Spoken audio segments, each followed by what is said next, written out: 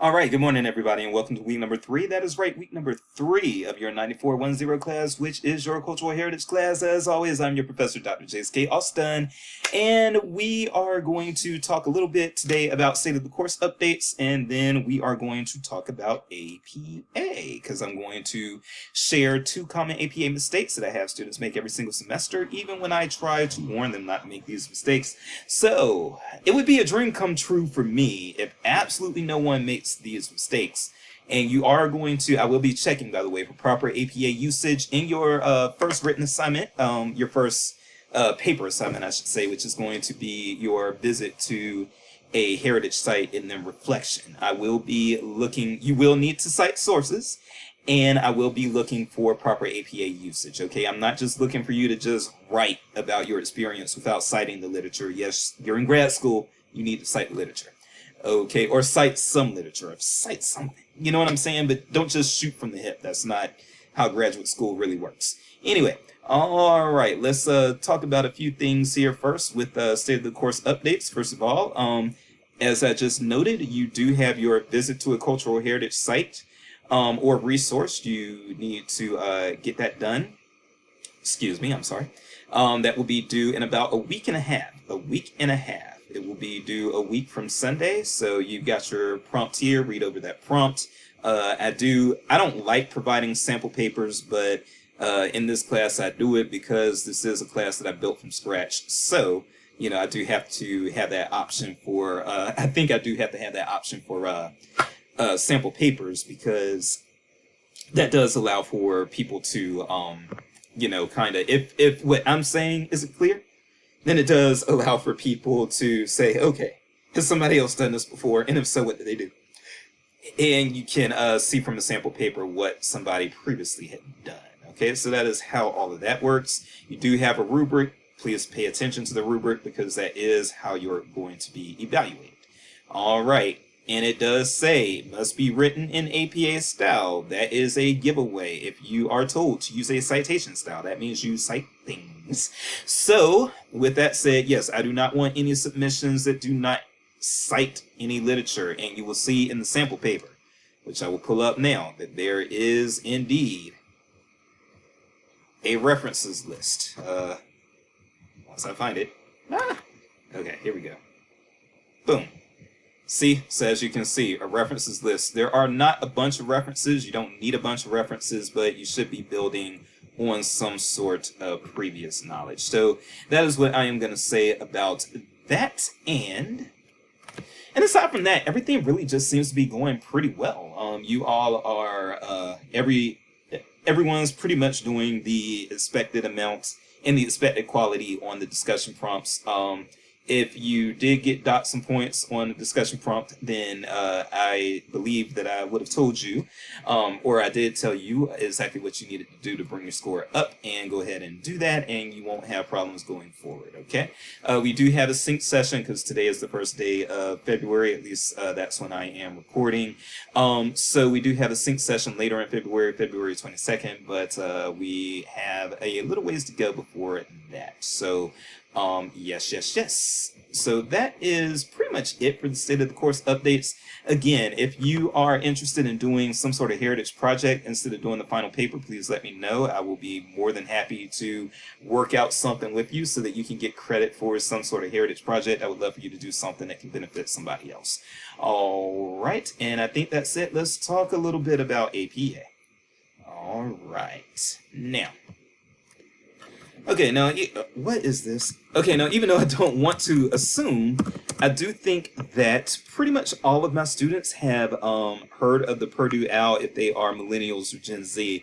But again, we don't want to assume, so I'm going to tell you about the Purdue OWL first, and I'm going to let you know that the Purdue OWL actually will suffice, at least in my class. Now, if a teacher does tell you to buy the APA style guide or a style guide for any citation style, go ahead and do it. But I didn't require you to buy a citation guide, because the Purdue OWL will do everything that you need for the purposes of this class.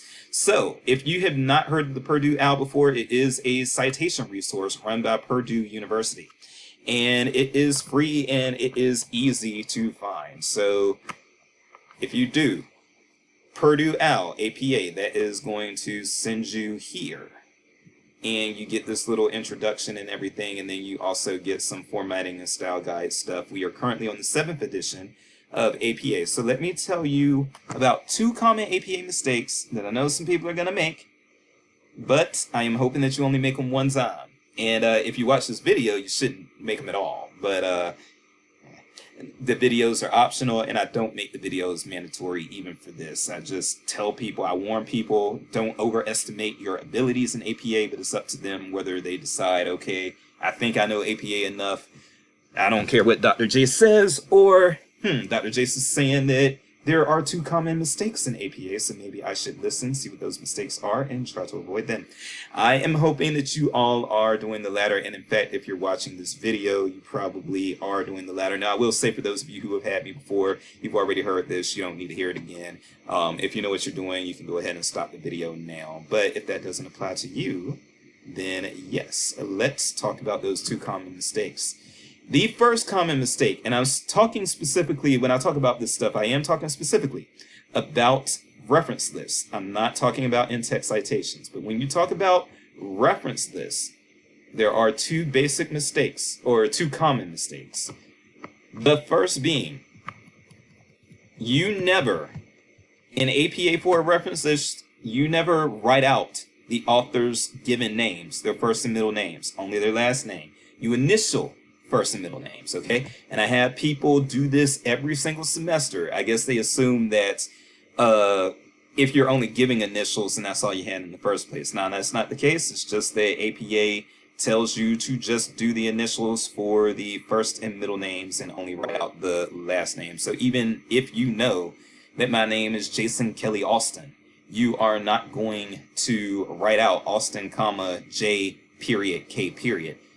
Actually, you are going to write that out. Sorry if I confused you. You are going to write out Austin, comma, J period, K period. You're not going to write out Austin, comma, Jason Kelly. Okay, so let me, sorry, I messed myself up on that one, but let me again explain to y'all what I mean. Look at these citations here, these sample citations. As you can see, they are not writing out whatever C or J stands for. It's just CJ Soto and OP John. And as we scroll down, you will see this again and again and again. You do not see any time where they are writing out first and middle names, okay? You don't see it. You don't see it. All right? And that is even going to be the case if we go into these basic things here. You see? You don't see a first or middle name written out ever. Now, if you don't have the middle name, it is fine to just do this. But if you have the first and middle name, do the initials for both, okay? So that is a very common mistake. Students make it every semester. I dock them every semester, and then they learn from getting docked if they didn't learn from actually watching the video. All right, and the second common mistake is that APA has a very funky capitalization scheme for the reference list that's very different from what you are used to in normal English. Let me show you. We are going to go to books first, but this will also affect periodicals, and it will also affect websites. But let's look at books. Book. All right, so as you can see for books, what we have here, here's an example, and you're going to see that this happens consistently throughout. You do not in APA capitalize every single word in a title of a book in the reference list. Here's what you capitalize. First word of the title, first word of the subtitle, and proper nouns. That's it. You do not capitalize anything else. So look at these examples. Well, first of all, look at the format. As you can see, title of work, capital letter, also for subtitle. You see title is capitalized. You see capital is capitalized. You see all of these other words, including work, letter, also in subtitle, are lowercase. Now look at an example. Alexander the Great actually in and of itself is a proper noun. So that's why great is capitalized here. But you can see that life and legend are lowercase. Alexander the Great, colon, a life and legend. And as you can see, now you don't capitalize the article even in a proper noun unless it's beginning the proper noun. But great is capitalized because Alexander the Great is a proper noun. but life, legend, lowercase. Now, we can scroll down and see this again. A new companion to Mallory. What words are capitalized? The first word of the title and the proper noun, Mallory. New and companion are lowercase. So I want you all to pay attention to that and do it correctly, because I'm not just teaching you about libraries. I'm teaching you also about academia. I'm teaching you also about citation styles. I'm teaching you also about detail orientation, so forth and so on. So that's how all that works. Now, articles and periodicals. This is where things can start to get a little more tricky, so pay attention. You do that funky capitalization scheme only in this case on the article titles in a periodical. And a periodical is a resource that comes out periodically. So it can be a journal, it can be a magazine, it can be a newspaper, okay? But if it comes out on a periodic cycle, then it's a periodical, okay? So that's how that works. So newspapers, magazines, journal articles, these are periodicals. And when it comes to periodicals, again, only article titles do that funky capitalization scheme. Journal titles, magazine titles, and newspaper titles do not. So, for instance, here is a journal title. A journal article. The eclipse of listening. As you can see, only the is capitalized. Eclipse and listening are lowercase. However, the article title, and let me just show you all again here. So you have in one of these citations, you have title of article, and then it's followed by the title of the periodical. And the title of the periodical is going to be italicized. And again, it's going to follow normal capitalization schemes. So the new criterion. As you can see, it's capitalized normally, but this here isn't how you would capitalize a title of something normally. Scroll down and we'll see this also with magazines. Time only has one word in it. I wish they wouldn't use one word things as an example because it can throw you off. But better late than never. That is the article title. And as you can see, better is the only word that is capitalized. Late, than, and never are lowercase. Newspaper, same thing. The name of the newspaper, The Country Today, capitalized. But look at the name of the newspaper article, the title of the newspaper article.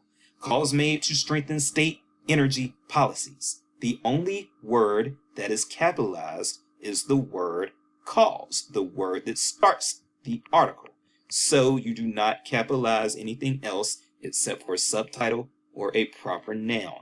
I will be counting off if you get this wrong.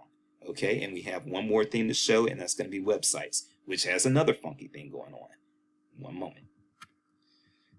All right, so here's what's going on with web pages. Web pages are the last thing we got to talk about. The web pages are they just don't make that much sense to me. And so I'm actually going to be a little more forgiving, honestly, with web pages than I am with books and periodical titles. But what happens with web pages is that they at least suggest that you should be doing the same on both. That for the title of the page and the title of the site, you should be doing that, capitalize the first word of the title, first word of the subtitle, and proper noun. So you can see name is lowercase, but you can also see page is lowercase. Now, if we scroll down, things just start, I don't know, they just get, and this isn't helpful either. They have a lot of one-word examples, and that does not help. Okay, so like you can see with this, this is like a multiple word example. So you do have this going on, but once you have a one-word example, you don't know what to do with those other words, right?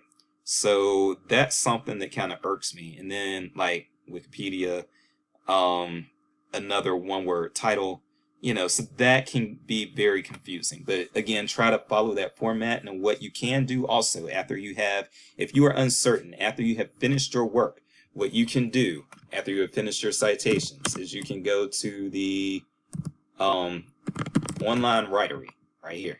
Okay, you can go to the online writery, contact them. You can just Google Mizzou online writery, and this will come up. Log in, contact them, and let them know what you need help with. In y'all's cases, that would be APA citation if that's what you're following up on. But that is really the that's the rundown. People every single semester, they write out names after I've told them not to. They do regular standard English.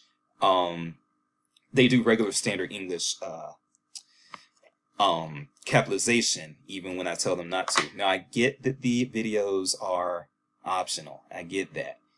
However, I label these announcements saying, unless you know APA inside and out, I'm going to let you know that students make these two mistakes time and time again, and I'm trying to help you avoid making them. But people still, I guess, overestimate their competence in APA, but I still don't want to force people to watch these videos. I don't want to make them mandatory, because then the people that do already know APA, then they got to sit through a video and hear about something that they already know. So that's why I just put it in the hands of the student. If you think you know APA, go for it. If you don't, I recommend you look at the two common mistakes. And for that assignment, for that site visit assignment or that cultural resource, basically your first paper submitted, I will be checking. I will also be checking during the 4 Heritages assignment. I will be checking during the final paper. For those of you who do the final paper, please know this and please operate accordingly. I'm Dr. Jace, and I hope to treat you with grace, which is why I am trying to help you avoid a mistake that a lot of people make every single semester. Have a good one.